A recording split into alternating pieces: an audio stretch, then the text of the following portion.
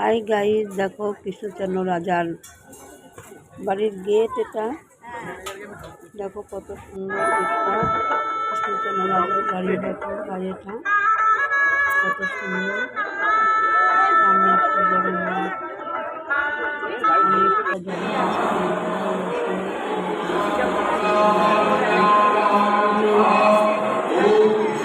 বাড়ির চারিদিকটা দেখো কত সুন্দর।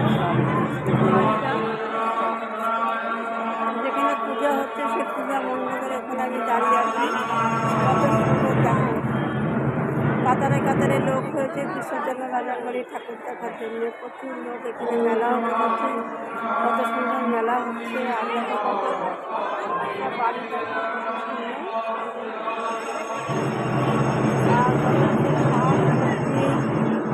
পালং শাক কত কিছু লাগিয়েছে।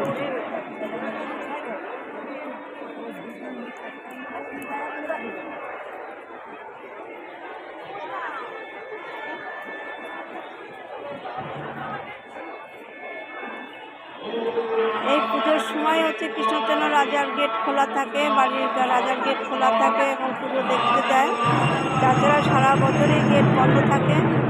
এই সময়টাই হচ্ছে কৃষ্ণচন্দ্র রাজার বাড়ি খোলা থাকে, সেই জন্য এত লোকের লোকারণ্য।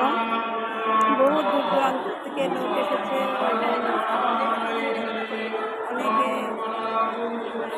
এখানে থাকার ব্যবস্থা, মানে কৃষ্ণনগরে অনেক লজ ভাড়া করে অনেকে থাকে।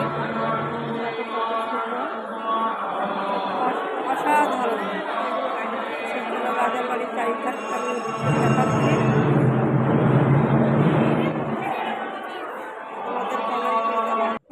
দেখো কৃষ্ণচন্দ্র রাজার বাড়ি কি ব্যবহার করতেন, অনেক পুরোনো ব্যবহার করতেন জিনিস সমস্ত সব জামা, দেখো কত সুন্দর জামা, বিছানা, কী কী কাঠি, কী কী সব কিছু ব্যবহার করতো, সব রয়েছে।